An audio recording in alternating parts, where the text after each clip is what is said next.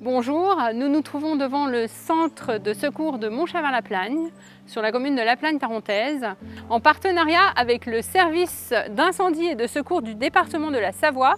Et nous allons parler recrutement des volontaires pour ce service de secours de Montchavin-la-Plagne. Bonjour Monsieur le maire. Bonjour Isabelle. Alors nous voici devant le centre de secours de Montchavin-la-Plagne. Alors pourquoi est-il important de pérenniser ce centre de secours ici à Montchavin? Déjà parce qu'il a toujours existé avec la création de la station et la création de l'entité touristique. Aujourd'hui, ça assure une pérennité, ça permet, s'il est fonctionnel, avec des sapeurs-pompiers de proximité, des gens qui connaissent la station, d'intervenir beaucoup plus rapidement sur site et de connaître les lieux. Ça permet aussi, peut-être, on l'espère en tout cas, de sauver des vies. Alors Monsieur le maire, comment la commune est prête à s'engager auprès du SDIS pour pérenniser ce centre de secours sur la station, pas forcément ici en lieu et place, mais y a-t-il des projets en ce sens? Alors, il y a deux choses qui me viennent à l'esprit tout de suite. La première, c'est la réhabilitation du centre existant pour le mettre aux normes du jour, le mettre au goût du jour et donner l'envie justement aux volontaires de venir travailler dans ce centre de secours d'altitude.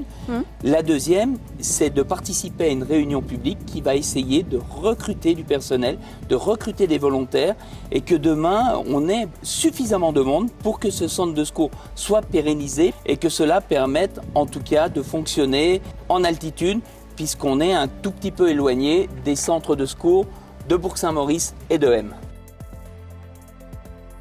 Bonjour Maxime. Bonjour. Donc Maxime Creusot, et vous êtes chef du bassin opérationnel de Haute-Tarentaise. En effet. Et nous allons parler du recrutement des volontaires sapeurs-pompiers. Oui. Donc quels sont les atouts pour être un sapeur-pompier volontaire bénévole? On ne peut pas réellement parler de sapeurs-pompiers volontaires bénévoles. Aujourd'hui, c'est des sapeurs-pompiers volontaires qui sont tous indemnisés. L'indemnisation est plutôt modeste, mais aujourd'hui, toutes les activités que vont faire un sapeur-pompier volontaire, c'est-à-dire garde, manœuvre, entraînement, astreinte, sont indemnisées par des vacations. Alors, si je veux être pompier volontaire à Montchavin-la-Plagne, est-ce que je dois forcément habiter la station? Comment ça se passe? Être pompier volontaire, c'est distribuer des secours dans un délai le plus court possible pour qu'on puisse être le plus efficace. Donc l'enjeu, c'est qu'on arrive rapidement sur les lieux d'intervention et donc il est préférable, oui, d'habiter directement sur la commune, à proximité de la caserne.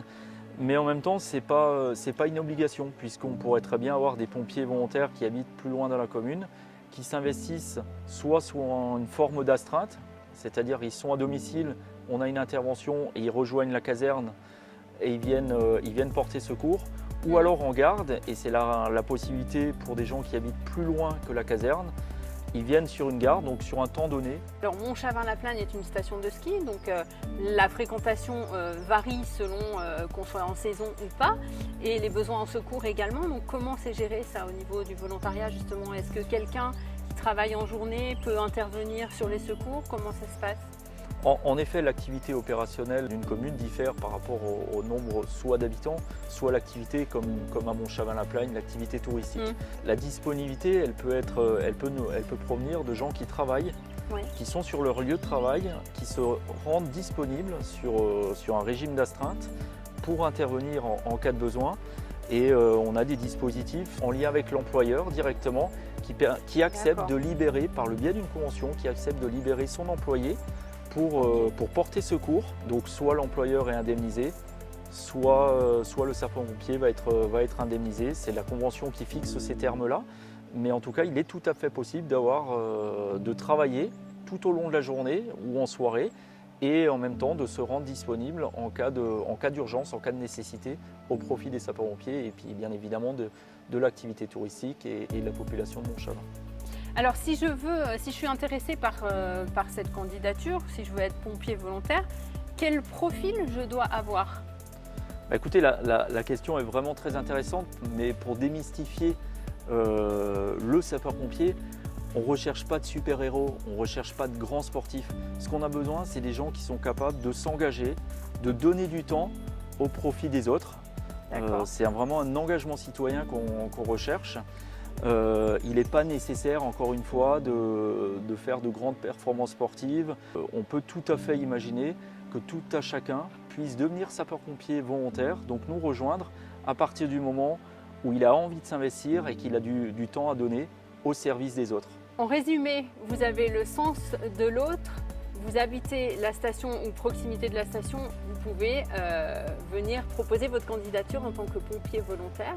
Et pour ça, vous avez une réunion d'information pour donner plus de précision à des gens qui seraient vraiment intéressés par cette mission, qui voudraient juste découvrir ou même par curiosité venir se renseigner.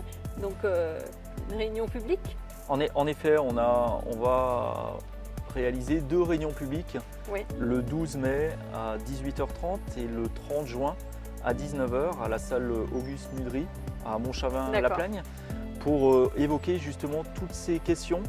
Donc si l'envie de nous rejoindre vous vient, si par curiosité ou admiration des pompiers, Oui. eh ben, n'hésitez surtout pas à venir sur l'une de ces 2 dates-là. Ça permettra d'évoquer toutes ces questions-là.